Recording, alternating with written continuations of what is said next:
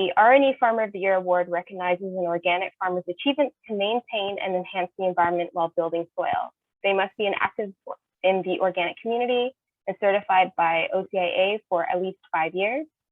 This year, it was Elliott and Rita Driscoll. They've been certified since 1997. They are members of the OCIA Chapter IO number 3. And so I will just move on to Angie. Thanks, Michelle.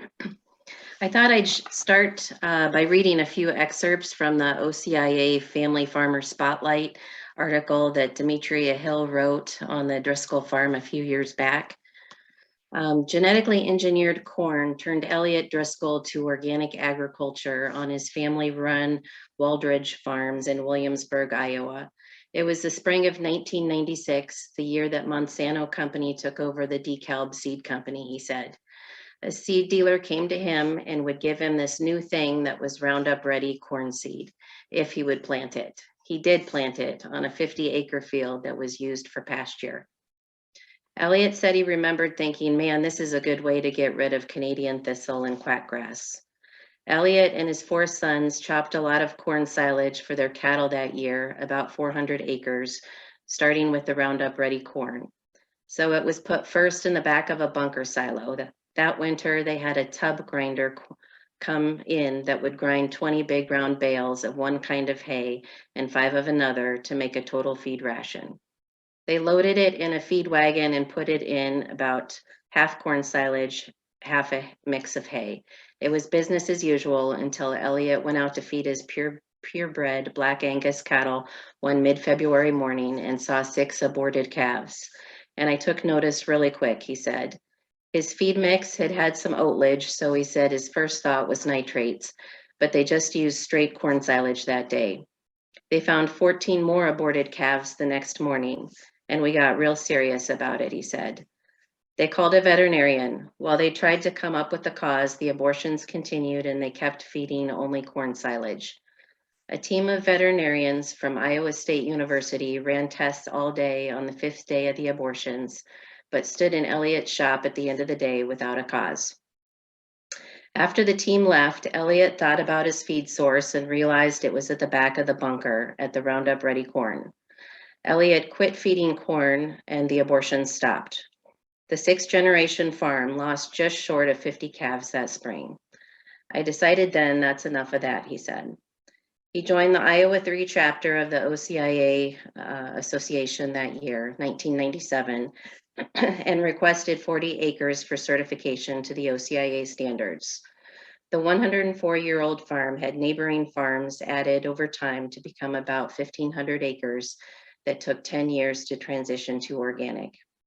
He transitioned fields as he went through his crop rotation that includes sod, corn, soybeans, a small grain like oats or some rye, clover, alfalfa, and pasture. Thank you, Demetria, for interviewing Elliott for the Family Spotlight. It has been an inspiring story for many farmers transitioning, and it's featured in our main OCIA brochure. Along with being an active chapter member and administrator, Elliott served on the OCIA International Board for many years, the Elections Committee, and the Promotions Committee. He would sit at booths during trade shows with me. He would drive to neighboring farms to be an organic mentor. He would present during OCIA annual meetings, and he was always our highest bidder and loudest at the OCIA R&E auction each year. His laugh was contagious and his heart was large. Amanda and I were fortunate to be able to present the 2022 Farmer of the Year plaque to Elliott and members of his family this last November before he passed away. So my hope is that each of you will take a moment today to raise a glass of Irish coffee and thank him for his service. Jerry Driscoll, one of Elliott's sons, is here today to say a few words also, and he's also agreed to join our OCIA R&E board this year. And I'd like to say too, he's had 11 signatures on his nomination form and the only one that has applied to come onto the R&E board. So we welcome him for that too. Jerry, would you like to say a few words?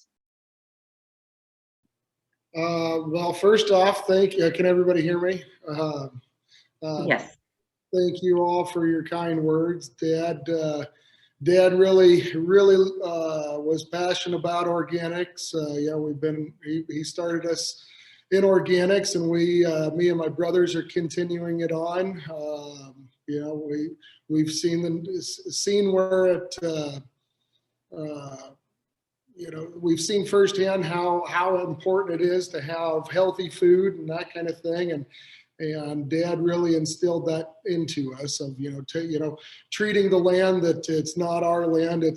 We're just taking care of it for the next generation. And, you know, we really appreciate your kind words about Dad.